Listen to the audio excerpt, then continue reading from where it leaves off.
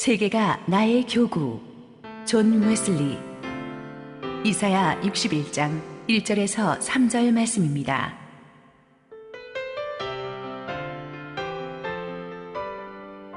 주 여호와의 영이 내게 내리셨으니 이는 여호와께서 내게 기름을 부으사 가난한 자에게 아름다운 소식을 전하게 하려 하심이라.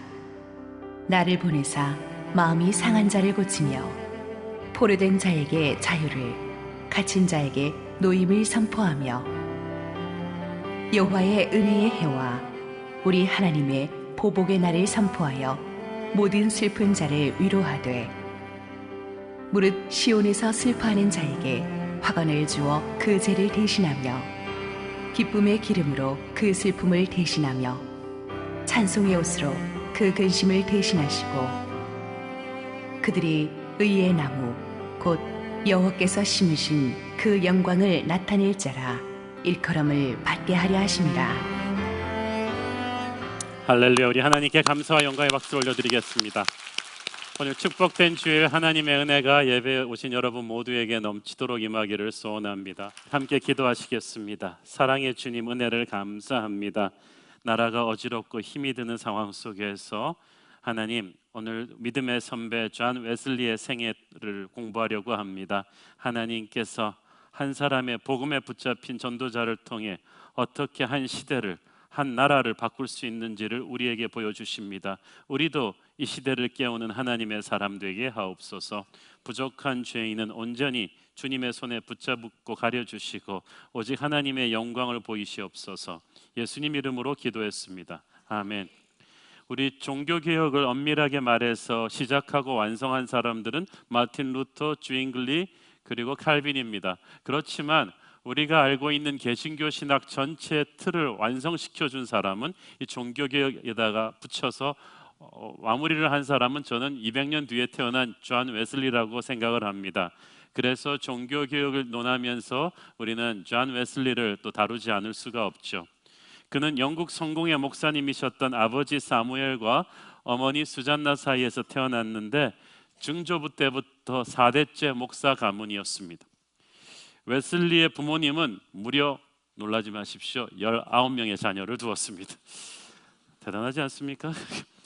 근데 그 중에는 이렇게 9명이 어린 시절 병으로 죽었고 총 10명의 자녀들이 자라났는데 존 웨슬리가 15번째 아이였다고 합니다. 그리고 그 동생 찰스 웨슬리가 있었죠. 그 어머니 수잔나가 정말 놀라운 믿음의 사람입니다.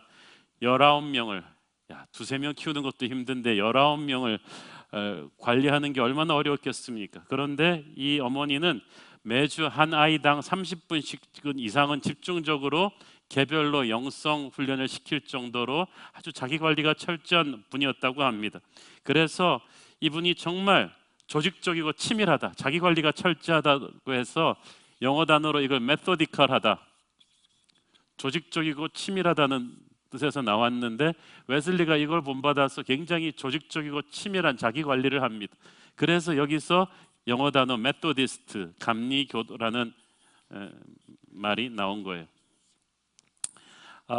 웨슬리가 6살 되던 해 겨울, 어린 웨슬리의 인생에 충격적인 사건이 터집니다. 목사관에서 잠을 자다가 집에서 불이 나버렸어요. 그래서 아버지 어머니가 정신없이 아이들을 데리고 탈출했는데, 여러분 홈얼론에서도 보셨겠지만 애가 19명이나 되다 보니까 정신없이 나와서 보니까 존을 깜빡 두고 나온 거야. 근데 이미 불길에 휩싸여 있어서 돌아갈 수가 없어요. 아빠 엄마는 웨슬리를 포기했습니다. 그래서 어린 16살짜리 꼬마가 동동 뛰면서 창문에 매달렸는데 2층 창문에 매달린 것을 지나가던 사람이 보고 우리가 인간 브릿지를 만들자, 인간 사다리를 만들자, 그래가지고 달려가서 극적으로 존을 끄집어냅니다. 그가 나오고 나서 집은 불에 타서 그냥 붕괴되고 말죠. 어린 존은 얼마나 놀랬던지 그 후 스가랴서 3장 2절에 나오는 말씀을 인용해서 자신은 불에서 꺼낸 그슬린 나무다, 하나님께서 나를 기적같이 살리셨다고 간증했습니다. 요한 웨슬리의 엄마도 그때부터 이 아이가 정말 특별한 아이가 될 거라고 생각을 했어요. 하나님께서 섭리가 있으셔서 이렇게 기적같이 이 아이를 살리셨다고 생각했습니다. 17살 되던 해에 존 웨슬리는 옥스포드 대에 진학하고 동생 찰스도 몇 년 후에 옥스포드에 진학하게 되죠. 옥스포드에서 존은 광범위한 이 경건 서적들을 읽기 시작했는데, 특별히 초대교회 교부들의 그 글들과 또 유명한 청교도 목사님들, 믿음의 선배들의 글들을 읽으면서 크리스천은 완전함을 추구하기 위해서 훈련된 사랑의 과정을 거쳐야 된다는 것을 깨닫기 시작합니다. 자신의 삶의 모든 영역을 하나님과 이웃 사랑에 드려야 한다는 생각을 하게 되고, 또 적당히 살아서는 안 되겠다, 은혜를 받은 사람답게 내 모든 인생을 하나님께 온전히 드려야겠다는 결심을 하게 됩니다. 그래서 자기 약점들의 목록을 작성하고 시간 관리를 철저하게 하면서 자기를 극복하는 훈련을 하나하나 실천합니다. 그래서 존 웨슬리는 보면은 평생 자기 관리가 철저한 목사님이었습니다. 1728년 되던 해 웨슬리는 성직자로서 안수를 받고 잠시 학교를 떠나서 아버지의 목회를 돕습니다. 그 기간 동안에 이 옥스포드에 남아 있었던 동생 찰스 웨슬리가 경건한 친구들과 함께 옥스포드에서 홀리 클럽이라는 그 아주 경건한 학생들의 모임을 시작합니다. 옥스포드 대학교에 퍼져 있는 세속주의의 염증을 느낀 그들은 서로 절제되고 구별된 거룩한 생활을 하기로 약속합니다. 정기적으로 성경 공부와 기도와 금식과 또 감옥의 죄수들을 돌보는 이 선한 일들을 하는데, 이들이 얼마나 철저하게 기도하고 하나님 앞에 자신들을 관리하고 훈련시켰던지 친구들이 또 그들을 메소디컬하다, 감리적이다, 아주 교과서처럼 철저한 사람들이라고 놀렸습니다. 그러나 그것이 나중에 이제 감리교의 이름이 되죠. 웨슬리 형제에게 옥스포드를 졸업하고 나서 이제 목회자로서 본격적인 준비를 하고 있는 웨슬리 형제에게 신대륙 미국 조지아주로부터 목회 청빙 요청이 옵니다. 그래서 젊은 웨슬리 형제는 이 신대륙 미국에 가서 우리가 인디안들에게 전도하자는 이 젊은이 특유의 이 열정에 사로잡혀서 예스 하고 미국으로 갑니다. 1735년 1월 달에 그들이 배를 타고 대서양을 건너는데, 건너는 길에 아주 폭풍우를 만납니다. 폭풍우가 너무 강렬해서 아주 집채만한 파도가 배를 침몰시킬 것 같은 어려움을 겪는데, 이 웨슬리 형제는 겁에 질려서 다른 승객들과 함께 이제 곧 파손해서 죽는 줄 알고 그냥 바들바들 떨었습니다. 웨슬리는 자기가 생각해도 스스로 한심한 거예요. 평생 교인들한테 구원의 복음을 믿으라고 가르쳤지만 자기가 이런 죽음의 위기에 오니까 죽기가 두려웠어요. 그런데 그 난리통에서 저쪽 한쪽 구석에서 전혀 두려워하지 않는 소수의 여자들과 아이들의 모임이 있는 거예요. 그들은 평화로운 얼굴로 그 폭풍우 속에서 찬양을 부르고 있었어요. 웨슬리는 달려가서 물었습니다. 당신들은 도대체 두렵지 않습니까? 두렵지 않습니다. 우리는 예수를 믿습니다. 웨슬리는 속으로 나도 믿는데 나도 목사인데 우리는 모라비안 교도들입니다. 우리는 죽어도 주님 계신 천국으로 가니 두렵지 않습니다. 그 모라비안 교도들 앞에서 웨슬리는 충격과 부끄러움에 휩싸입니다. 도대체 저들이 믿는 하나님은 무엇이 다를까?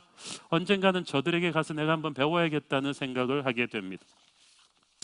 신대륙 미국에 도착해서 웨슬리가 이제 목회를 시작하는데 그 일이 순조롭지 못합니다. 이 존 웨슬리는 미국의 인디안들이 아주 순수하고 겸손하게 복음을 웰컴할 준비가 돼 있는 줄 알았는데, 이미 황금의 눈이 먼 백인 개척자들과 접촉하면서 이 인디안들도 많이 타락을 해서 욕심 많은 살인자, 사기꾼, 도둑들이 많았어요. 그 웨슬리는 평생 곱게 자란 사람이잖아요. 목사의 아들로 자기 관리를 철저하게 하던 사람인데 거기도 충격이 심한데, 또 미국에 이민 온 그 백인 그 영국 교인들한테 목회하다 보니까 여기 사람들이 굉장히 자유로 분방하단 말이에요. 근데 웨슬리는 그런 걸 못 견뎌요. 그래갖고 교회에 정장을 하지 않고 온다거나 뭐 이렇게 하면은 막 야단을 치고 이렇게 바로 잡으려고 했으니까 사람들이, 젊은 사람이 왜 이렇게 깐깐하냐 그래가지고 웨슬리 목사님을 막 경원하기 시작했어요. 그런데 또 사건이 터졌어요. 젊은 웨슬리가 자기가 목회하던 지역 고위관리의 조카인 소피라는 18살의 아름다운 소녀에게 꽂혀버렸습니다. 마음을 다하고 뜻을 다하고 정성을 다해 프로포즈했는데 거절당했어요. 그리고 그녀는 딴 사람의 아내가 되었어요. 웨슬리가 너무 화가 나갖고 이 여자한테 성만찬 주기를 거부해버렸습니다. 그랬더니 이 여자 남편이 화가 나가지고 목사님이 도대체 이럴 수가 있냐, 그래가지고 막 법정 소송을 걸고 그래가지고 막 교회가 난리가 났어요.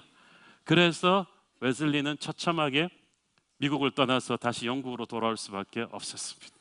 저 위대한 존 웨슬리도 젊은 시절에는 그렇게 힘든 시절이 있었어요. 그러므로 젊은 여러분은 용기를 갖기를 바랍니다. 대서양을 다시 넘어서 돌아오면서 웨슬리는 절망감에 사로잡혔습니다. 나는 인디안들을 개종시키려 미국으로 갔는데 나는 누가 개종시킬 것인가? 나는 목회자의 부르심을 받은 게 실수였던가? 내가 목회를 그만둬야 되나? 그런 자괴감까지 사로잡혔습니다.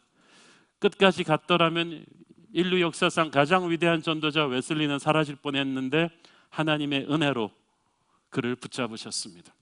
하나님은 런던에서 존 웨슬리가 한 사람을 만나게 하셨는데 성령 충만한 모라비안 설교자 피터 보엘로를 만나게 됩니다.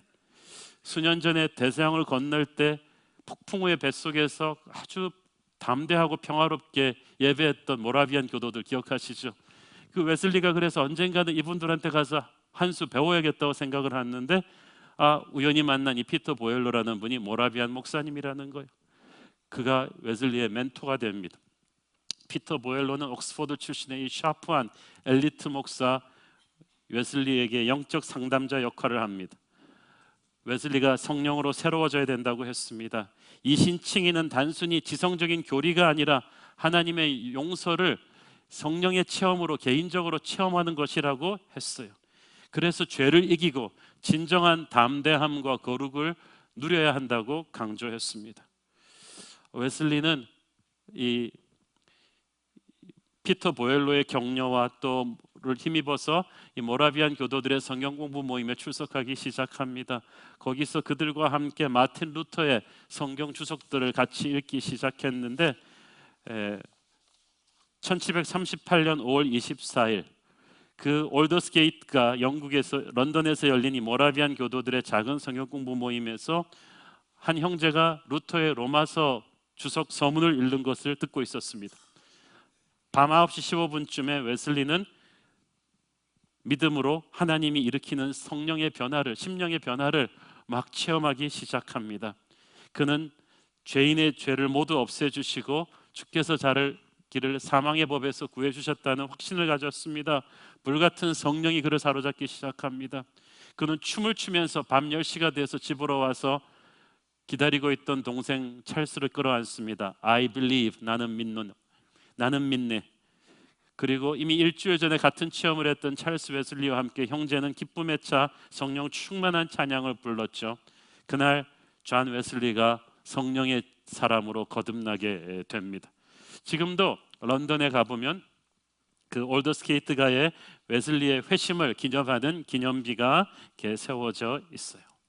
웨슬리는 모라비안이 되진 않았지만 이 모라비안들과의 만남을 통해 성령의 사람으로 거듭나게 됩니다. 그래서 그들이 강조하는 개인의 성령 체험, 뜨거운 찬양과 기도의 예배, 전도와 선교의 열정, 영성 훈련을 위한 소그룹 사역들을 모라비안 교도들로부터 많이 배웠고 이것은 훗날 웨슬리의 감리교 사역의 아주 핵심적인 또 DNA가 되기도 합니다. 런던으로 돌아온 웨슬리는 성령 충만해서 설교하기 시작했는데 문제는 영국 국교회 목사님 아들이고 옥스퍼드 출신이니까 좀 지적인 설교를 기대했던 영국 국교회에서 웨슬리가 너무 불같은 성령의 사람으로 설교하니까 감당이 안 되는 거예요. 미안하지만 우리 교회 강단은 너를 줄 수 없다. 한 교회 두 교회씩 입소문이 퍼지더니 어떤 국교회도 웨슬리에게 강단을 내어주지 않았습니다. 웨슬리는 다시 절망감에 사로잡혔습니다. 내가 하나님의 성령 체험을 했는데 강단을 아무도 내어주지 않으니 난 어떻게 한단 말인가. 이때 옥스퍼드 친구 조지 위필드를 통해서 새로운 돌파구가 열립니다. 웨슬리의 친구 위필드, 나이는 웨슬리보다 10살 가까이 어렸지만 기독교 역사에 남는 2000년 교회사 중에 최고의 설교자로 꼽히는 조지 위필드를 조금 여러분에게 소개합니다. 이 사람도 옥스퍼드 출신인데 칼빈주의자예요. 그는 웨슬리보다 먼저 영국 브리스틀 지역을 시작으로 해서 곳곳에서 야외 전도 집회를 했는데 황금의 혀라는 별명이 붙였습니다. 타고난 청아하고 우렁찬 목소리와 유창한 언어 구사와 치밀한 논리와 뜨거운 신앙으로 무장한 윗필드의 설교는 타의 추종을 불허해서 수천 명의 사람들을 야외 집회에서 그리스도께 돌아오게 했습니다. 이 윗필드는 영국에는 오래 있지 않고 신대륙 미국으로 건너가서 요나단 에드워드와 함께 1차 영적 대각성 운동을 주도합니다. 수많은 미국인들을 주님께로 인도한 그는 56세의 아까운 나이로 미국 매사추세츠 지역에서 숨을 거두고 거기에 묻히게 됩니다. 이 웨슬리와 윌피드는 옥스퍼드 대학 시절부터 친구였지만 훗날 웨슬리가 칼빈주의 예정론을 반대하면서 서로 신학적으로 대립하게 되죠. 그렇지만 서로를 존경했어요. 윌필드는 항상 웨슬리를 가르쳐 말하기를 우리가 죽어서 천국 가면 주님 가장 가까운데 웨슬리가 있을 것이다 라고 할 정도로 웨슬리를 존경했습니다. 어쨌든 이 윗필드가 영국 국교의 설교 강단을 거부당한 친구 웨슬리에게 말했습니다. 친구야, 절망하지 말게. 거리로 나가 나처럼 설교하기. 그랬더니 웨슬리는 깜짝 놀랐어요. 나는 조지 자네와 달라. 나는 자네처럼 타고난 웅변가가 아니야. 나는 야외 집회 경험이 없어. 내가 어떻게 그걸 할 수 있어? 웨슬리는 옥스퍼드 신사였고 영국 국교의 목사의 아들이고 차분하고 내성적인 사람인데 야외에서 윗필드처럼 사자처럼 담대하게 복음 전할 자신이 없었어요. 그는 모든 것을 평소 법대로 깔끔하게 하는 사람인데 너무 두렵고 떨리는 일이었어요. 그렇지만 하나님은 윗필드를 통해서 주신 성령의 음성으로 웨슬리를 압박해서 마침내 웨슬리는 1739년 4월 2일 영국의 항구 도시 브리스톨에서 월요일 오후 4시 첫 번째 야외 집회 설교를 시작했고 거기서 3,000명이 넘는 사람들에게 설교를 하게 됩니다. 이 브리스톨이라는 도시가 어떤 곳인가 하면은 영국의 아주 시골에 좀 지방에 못 사는 곳의 항구 도시예요. 가난한 노동자 가족들과 불량배들과 창녀들로 넘쳐나는 위험하고 살벌한 곳에서 웨슬리가 이제 설교를 시작했습니다. 그날 웨슬리가 택한 성경 본문 말씀이 바로 오늘의 본문 이사야 61장 1절부터 3절이에요. 같이 읽겠습니다. 주 여호와의 영이 내게 내리셨으니 이는 여호와께서 내게 기름을 부으사 가난한 자에게 아름다운 소식을 전하게 하려 하심이라. 나를 보내사 마음이 상한 자를 고치며 포로된 자에게 자유를 갇힌 자에게 노임을 선포하며 여호와의 은혜의 해와 우리 하나님의 보복의 날을 선포하여 모든 슬픈 자를 위로하되 무릇 시온에서 슬퍼하는 자에게 화관을 주어 그 죄를 대신하며 기쁨의 기름으로 그 슬픔을 대신하며 찬송의 옷으로 그 근심을 대신하시고 그들이 의의 나무 곧 여호와께서 심으신 그 영광을 나타낼 자라 일거듬을 받게 하려 하심이라. 이 말씀이 웨슬리의 평생을 끌고 가는 주제 본문이 됩니다. 영국 국교회는 그에게 강단을 거부했지만 주 여호와의 신이 성령이 내게 기름 부으셨으니 나는 온 땅을 다니며 가난한 자에게 복음을 전할 것이다. 정말 웨슬리가 그렇게 했어요. 여러분 상상을 해보세요. 18세기 영국에서 전통과 관습이 너무나 중요했고 사회적인 규범과 틀이 있어요. 특히 교회에 관련된 관습은 더욱더 엄했습니다. 예배는 국교회당 안에서 드려야 되고 침례교, 회중교회, 장로교도들은 예배하기 위해서 특별 허가증을 받아야만 했습니다. 설교는 교회당 건물 안에서 해야 되고 주일날만 하는 거예요. 주중에 야외에서 설교한다는 것은 꿈도 못 꾼 일이에요. 특별히 영국 국교회 목사로 4대째 가문에서 자란 웨슬리에게는 이게 생각할 수도 없는 일인데 하나님께서 모든 다른 문을 닫아버리셨기 때문에 할 수 없이 야외 집회로 나간 것입니다. 사실 이 브리스톨 사람은 옥스퍼드 대학생 처음 보는 거였어요. 그 당시 대학 진학률이 1%도 되지 않던 때의 영국이. 그 중에서도 최고 명문 옥스퍼드를 나온 이런 엘리트 젊은이가 그런 곳에 넘어와서 험악한 이 노동자들 이런 거친 사람들을 호흡을 같이 하면서 설교한다는 것 자체가 엄청난 감동이었는데 그날 하나님께서 놀라운 역사를 일으키셨어요. 수많은 사람들이 웨슬리의 설교를 듣고 주님을 영접했어요. 웨슬리는 크게 고무되었습니다. 웨슬리는 그때부터 18세기 영국판 사도 바울의 인생을 시작합니다. 1739년 전국 순회 전도 여행을 떠나기 전에 웨슬리는 이렇게 썼습니다. The world is my parish. 온 세계가 나의 교구가 될 것이다. 누구든지 복음의 좋은 소식을 듣기 원한다면 나는 그들에게 가서 복음 전하는 것을 내 인생의 거룩한 의무로 알고 살 것이다. 그래서 그때부터 웨슬리와 그의 제자들은 정말 영국 땅 전역을 다니면서 설교를 하는데, 영국 가보시면 알겠지만 날씨 되게 안 좋습니다. 춥고 음습하고 비 내리고 길도 그 당시엔 좋지 않았고 강도들도 많았어요. 그런데 웨슬리가 말을 타고 6, 70마일씩, 그러니까 한 100km 이상씩 말을 타고 여행하면서 54년 동안 매년 5,000마일, 그러니까 매년 한 8,000km 정도를 말을 타고 여행을 했습니다. 이것은 웨슬리 인생 전체로 합쳐보면 총 29만 마일 정도로 지구를 12바퀴 도는 것과 마찬가지의 거리입니다. 그 긴 세월 동안 그는 말 타고 다니면서 4만 번이 넘는 야외 설교를 했는데, 이는 하루에 평균 2번, 매주 평균 15번의 설교를 한 것이 됩니다.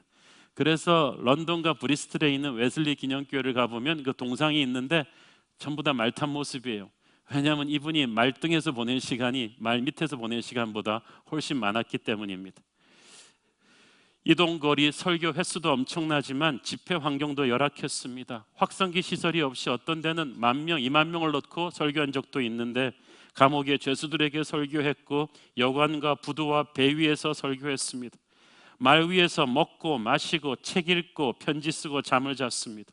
그는 악천후와 나쁜 조건 속에서도 멈추지 않았습니다. 그를 시기하는 사람들에게 매수당하고 선동당한 폭력배들이 집회를 난장판으로 만든 경우도 많았습니다. 그때마다 하나님의 개입으로 살아났습니다. 너무나 몸이 아프고 마음이 힘들어서 설교 강단에 서기 직전까지 쓰러질 지경도 있었지만 하나님의 능력으로 그는 집회를 기적같이 끝내곤 했다고 합니다.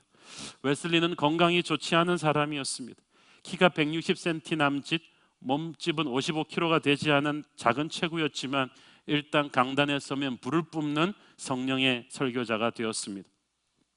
나이 70이 되어서야 그는 말을 버리고 마차를 타고 움직였고, 나이 80이 되어서야 그는 야외 새벽 집회에서 설교하는 것을 멈추었다고 합니다. 무엇이 그로 하여금 그토록 불같은 집념으로 그 많은 곳에 야외 집회를 평생 가능하게 했는가? 어떤 사람은 농담삼아 말하기를 이건 웨슬리의 아내가 소문난 악취였기 때문이다.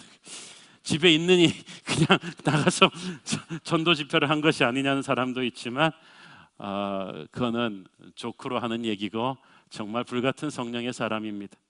위필드와 웨슬리가 18세기에 시작한 이 대규모 야외 전도 집회의 바톤을 19세기의 D.L. 무디가 받아가더니 20세기의 빌리 그레함 전도 집회로까지 이어지게 됩니다.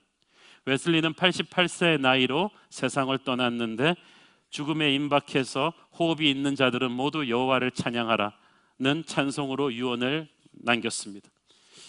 일반 세속의 역사가들도 웨슬리의 이 전 영국을 커버하는 이 전도 사역을 칭찬하면서 이로 인해서 영국인들이 복음화되고 마음이 변해서 같은 시기에 프랑스가 사회주의 혁명으로 큰 혼란을 겪었던 반해서 영국은 제2의 피해 혁명이 일어나지 않았다고 평가할 정도였습니다. 웨슬리의 감리교는 교리를 노래와 찬송으로 고백을 잘했습니다. 그의 동생 찰스 웨슬리는 불멸의 싱어송라이터입니다. 무려 1만 개가 넘는 찬송을 만들어서 형과 함께 다니며 찬양으로 복음을 전했는데, 그가 지은 찬송가 중에 만입이 내게 있으면 그 입 다 가지고 우리가 부르는 좋은 찬송가들도 많습니다. 영국 브리스톨로 우리 성지순례 팀이 갔을 때 찰스 웨슬리의 집을 방문해서 우리 찬양 인도하는 목사님들을 끌어안고 주여 이들에게 찰스 웨슬리의 기름 부으심을 주시옵소서 라고 기도했더니 이 두 분의 찬양 인도가 다녀와서 달라졌죠. 예, 달라졌죠. 예. 웨슬리는 기도의 용사였습니다.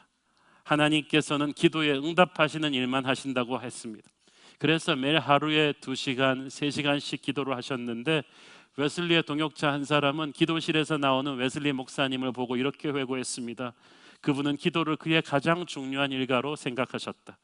저는 그가 기도 골방에서 나올 때 얼굴이 평온하다 못해 환히 빛나는 것을 여러 번 보았습니다 라고 했어요. 자, 위대한 하나님의 사람 요한 웨슬리의 그 신학적인 영향력에 대해서 조금 이야기해 보고자 합니다. 존 캘빈은 그리스도를 믿고 구원받는 그 순간부터 우리가 루터와 칼빈은 의롭게 된다고 말했습니다. 그렇지만 이제 중요한 것은 성결, 내가 거룩하니 너희도 거룩하라.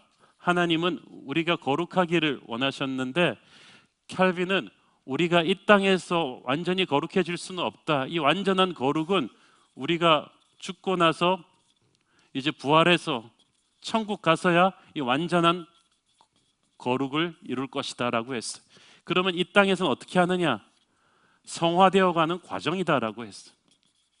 날마다 우리가 이렇게 주님을 본받아 옛사람을 버리고 점점 성화되어 가는, 그래서 이것을 성결을 과정으로 봤어요. 그런데 웨슬리는, 그게 캘빈이란 말이에요. 그런데 웨슬리는 달라요. 웨슬리는 이 성결이 과정이기도 하지만 사건이라고 봤어요. 어떤 돌파구를 찌르는 사건이 있다는 거예요. 어떤 운동선수도 갑자기 잘하게 되는 어떤 기폭점이 있듯이 서서히 발전하기도 하지만 어떤 폭발적인 사건, 이것을 갖다가 그는 이제 웨슬리는 두 번째 축복이라고 했어요. 첫 번째 축복은 당연히 구원 사건이고, 구원 사건 이후로 갑자기 성령을 체험하는 그런 포인트가 온다는 거예요. 런던 알더스게이트가에서 모라비안 교도들과 성경 공부하다가 자기가 불같은 성령에 체험한 것처럼, 그래서 근데 여기서 우리가 이제 중요하게 생각할 것은 칼빈이 말하는 성결과 웨슬리가 말하는 성결이 달라요. 칼빈이 말하는 성결은 진짜 죄가 하나도 없는 하나님과 같은 완전함을 뜻하는데 그건 진짜 천국 가서야 가능한 것이죠. 그런데 웨슬리가 말하는 성결은 그런 완전함이 아니라 죄를 극복하는 능력이에요. 그래서 웨슬리가 말하는 성경 거기 때문에 이 땅에서 체험할 수 있다는 거예요. 이거 어떻게 가능하냐? 존 플래처라는 웨슬리의 제자는 그래서 이 두 번째 축복이 바로 성령 세례다 말했어요. 이미 갈보리 십자가를 통과한 이 120문도들이 오순절 다락방에서 성령 체험을 하면서 성령 체험을 하고 나니까 이제는 그 겁쟁이 제자들이 땅끝까지 가서 담대히 복음을 전하는 사도들이 되었듯이 우리에게도, 구원받은 사람에게도 하나님의 성령을 불같이 체험하는 그런 기폭점이 필요하다는 거예요. 이것이 바로 19세기 말 20세기 초 전 세계 교회를 뒤흔들어 놓는 오순절 성령운동, 순복음 운동으로 이어지는 거예요. 자, 여기서 또 한 가지 볼 게 있는데, 카톨릭에서는 우리가 구원받기 위해서 믿음과 행위가 있어야 된다고 했죠. 그게 카톨릭의 구원이에요. 그런데 종교개혁자들은 아니다, 우리는 오직 믿음, 오직 은혜로 구원받는다고 했어요. 그런데 그러고 나서 200년이 흘렀어요. 200년이 흐르면서 이게 어떻게 됐냐 하면은, 게다가 또 루터가 그 말을 하는데 또 칼빈은 거기다 예정론까지 덧붙였죠. 하나님이 예정한 사람들은 다 은혜로 구원하실 것이다. 그런데 18세기로 오면서 믿음으로 구원받으니까 우리가 어떻게 살든 구원을 잃어버리지는 않을 것이라고 주장하면서 성도다운 생활을 하지 못하는 교회들의 안일함, 방탕이 심해졌어요.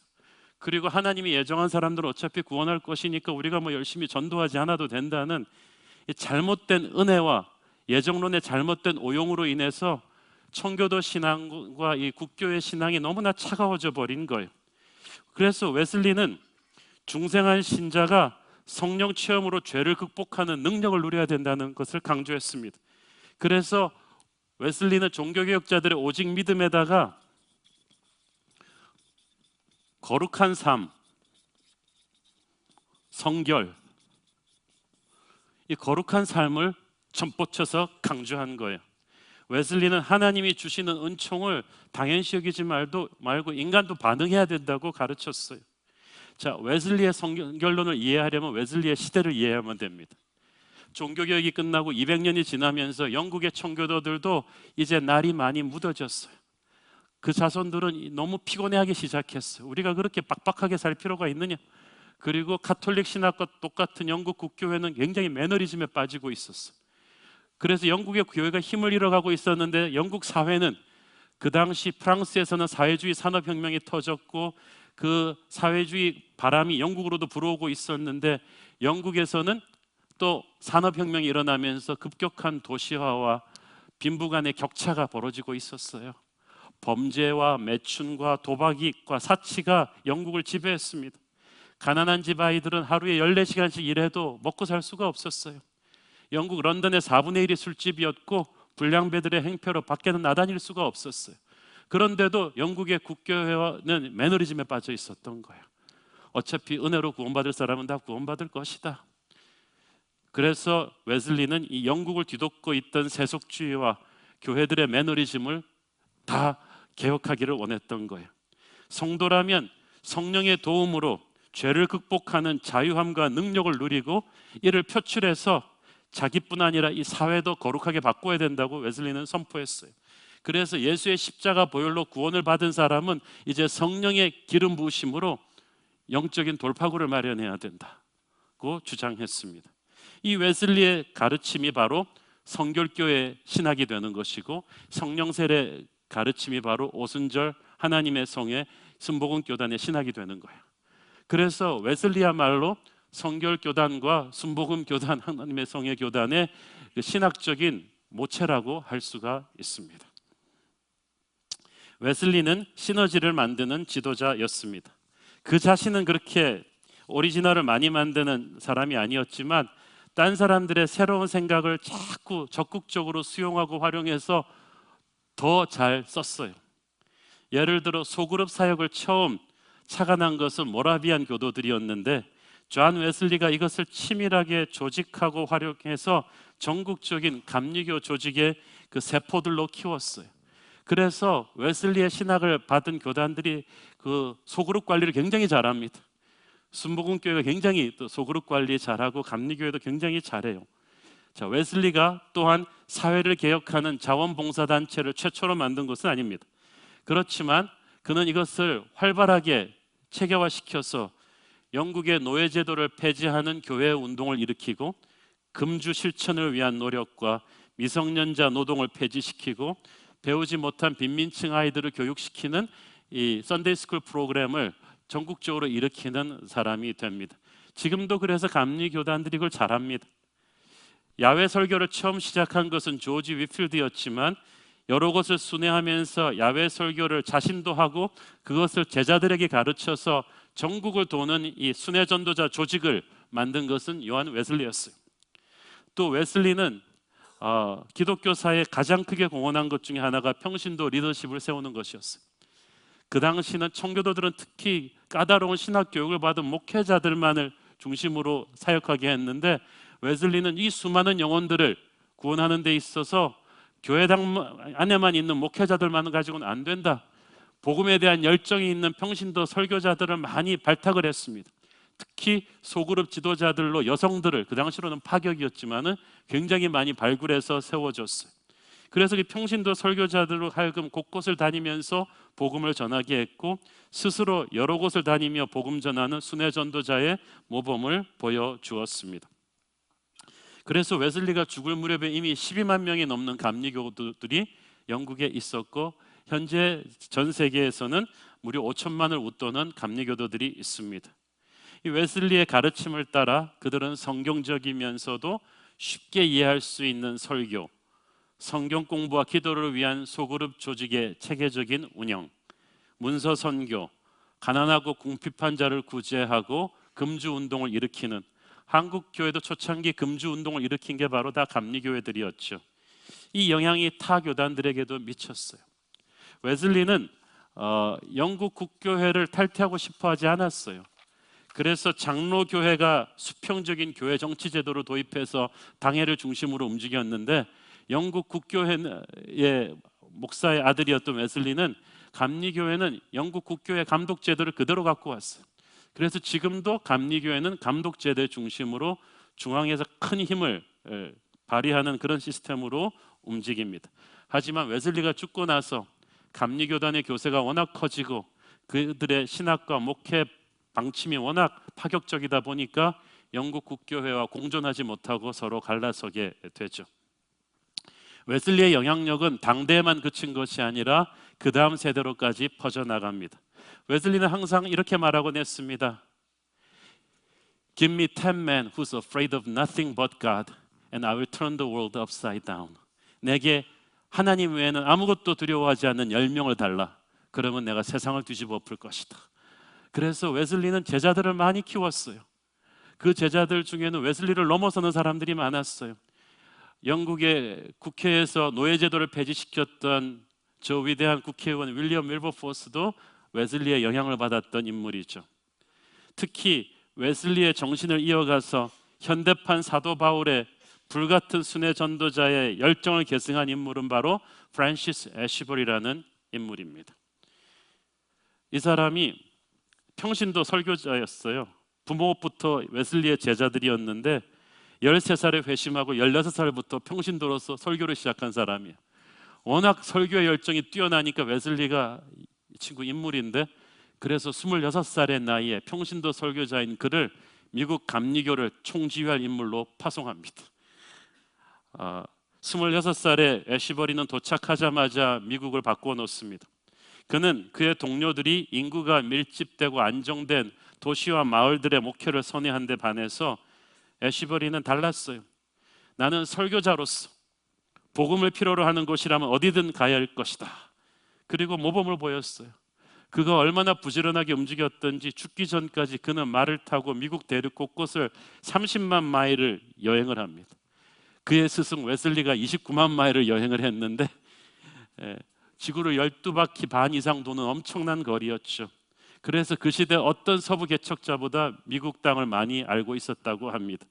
애쉬버리의 일기를 보면 이렇게 써 있습니다. 나는 하루에 100페이지 이상의 책을 말을 타고 혹은 여관방에서 읽었고 거의 격일로 야외 집회를 인도했고 매일 저녁 기도 모임에서 성경을 강의했습니다. 매서운 날씨나 인디안들의 습격이나 지역 풍토병도 결코 나를 막지 못했습니다. 그렇게 고생하던 이 애쉬버리와 감리교 순회 전도자들의 그 당시 모습입니다. 애쉬버리는 자신의 동역자들에게 이렇게 도전했습니다. 모든 가게와 집과 부엌으로 들어가서 남녀노소를 불문하고 모든 이에게 영혼의 구원을 설교하십시오. 그래서 그의 가르침을 받은 수많은 그의 동역자들과 젊은 제자들이 미국 깊숙한 서부 내륙 지역까지 수천 마일의 말을 타고 다니면서 사역했는데 그 혹독한 환경과 토질병과 인디안들의 습격 등으로 인해서 많이 죽었습니다. 그 당시 감리교 순회 전도자들의 평균 수명이 29세가 넘지를 못했다고 합니다. 그런 혹독한 대가를 치르면서도 수많은 사람들이 웨슬리와 애쉬버리의 제자들이 미국 땅에서 이렇게 순회 전도를 해서 19세기 초반에 이르러서는 엄청나게 성장해 있었어요. 그가 처음 미국에 왔을 때 단 300명의 성도들이 미국에서 감리교로 있었는데 45년 뒤에 그가 세상을 떠날 때는 20만의 성도들이 미국 전역에서 있었어요. 한 사람의 헌신된 지도자의 영향력이 참 크죠. 그래서 웨슬리와 프란시스의 이 성결 신학을 계승한 19세기 미국 성결교회로부터 한국 성결교회가 온 거예요. 이 애쉬버리는 웨슬리가 창안한 감리교 특유의 사역을 미국에서 풀어놓았습니다. 지역 모임을 설립하고 순회 전도 코스를 세팅을 해서 수많은 전도자들이 조직적으로 서로 부딪히지 않으면서 움직이게 하고 지역마다 대형 컨퍼런스를 열어서 지역 교회의 성장을 돕고 그 네트워킹을 구성하고 그렇게 하면서 미 신대륙에 새롭게 개척된 땅을 문명화시켰는데 이게 미 합중국 정부가 들어서기 전이에요. 그래서 나중에 정부 조직이 들어설 때도 이 감리교나 이 교회들의 네트워크를 많이 이용을 했다고 합니다. 애쉬버리는 웨슬리의 정신을 이어받아서 여성들을 소그룹 리더로 세웠고 문서 선교를 활성화시켰습니다. 사람들이 쉽게 따라 부를 수 있는 대중적인 복음성과 찬송가도 많이 보급했어요. 또 사회적인 책임을 다하는 기독교를 꿈꿨습니다. 교육기관들을 많이 세웠습니다. 미국의 좋은 대학들은 그 감리교에서 세운 것들이 많아요. 노예제도와 싸웠고 금주운동을 벌였죠. 그래서 애쉬버리의 리더십 하에서 미국의 감리교회는 신학과 삶의 파워풀한 이 시너지를 만들어준 것입니다. 저는 장로교 신학교에서 공부한 목사입니다만은 감리교를 세운 이 존 웨슬리에게서 도전을 참 많이 받습니다. 지상명령 완수의 열정에 대해서 우리는 그보다도 위대한 사람을 찾긴 어려울 것입니다. 저는 이런 생각을 가끔 해봅니다. 말 한 마리 타고 영국 전역을 수십 년 동안 누비면서 수백만의 사람들에게 복음을 전했던 웨슬리가 만약 오늘날 우리 시대에 살아서 자동차가 있다면, KTX를 탈 수 있다면, 비행기를 탈 수 있었다면 어땠을까? 만일 웨슬리에게 스마트폰이 있었고 노트북이 있었다면, 그가 이메일과 페이스북과 트위터와 인스타그램과 카톡을 이용할 수 있었다면 어땠을까? 그는 아마 수십억의 사람들에게 복음을 전했을 것입니다. 그래서 우리가 참으로 부끄러운 거예요. 웨슬리는 가진 수단이 너무 빈약했지만 불같은 성령의 열정으로 복음을 전해서 수많은 사람들에게 예수 그리스도를 전했고, 혼란과 어려움에 처해 있던 자신의 조국 영국을 위대한 나라로 만들었는데, 오늘날 우리들은 너무나 많이 가지고 있으면서도 너무 게을러서, 너무 비겁해서 부끄러운 것입니다. 기성교회가 강단을 허락해 주지 않을 때 그는 좌절하지 않고 온 세계가 나의 교구라고 하면서 야외로 뛰어나가서 집회를 시작해서 엄청난 복음전도의 블루오션을 열었습니다. 그로 인해서 교회 사역의 틀이 굉장히 넓어졌어요. 우리는 그를 통해서 하나님이 하나의 문을 닫으실 때 수백 개의 다른 문을 열어주신다는 것을 배울 수가 있습니다. 작은 방해물에도 너무 쉽게 포기해버리고 몇 년 하다가 주저앉는 우리는 평생을 88세로 주님 품에 안길 때까지 불같이 꺾이지 않는 열심으로 복음을 전했던 웨슬리의 영적 야성을 본받아야 할 것입니다. 지금 대한민국이 너무나 어렵고 국론이 분열되어 있고 리더십 부재 상태입니다. 18세기 영국도 그랬습니다. 국론이 분열되어 있고 사회주의 혁명의 바람이 불어오고 있었고 경제적으로 위기에 있었고 범죄가 많았습니다. 리더가 없는 사회였습니다. 그러나 웨슬리는 묵묵히 복음을 들고 영국을 다니면서 복음을 전했어요. 그 복음을 듣고 영국 교회가 깨어났고 거룩해졌고 그 거룩을 사회로 풀어놨어요. 그래서 혼란과 어둠 속의 영국이 위대한 세계를 제패하는 영국으로 거듭나게 된 거예요. 한국의 현실이 걱정되십니까? 복음을 전합시다. 이 나라의 운명이 걱정되십니까? 민족의 가슴에 피 묻은 그리스도를 심겠다는 웨슬리의 그 거룩한 야성이 저와 여러분의 소원이 되기를 바랍니다. 기도하겠습니다. 사랑하는 아버지, 은혜를 감사합니다. 우리 믿음의 선배 요한 웨슬리의 불같은 그 열심이 우리의 것이 되게 하여 주시옵소서. 온 세상을 가슴에 안고 복음 전했던 웨슬리처럼 우리도 살게 하옵소서. 예수님 이름으로 기도했습니다. 아멘.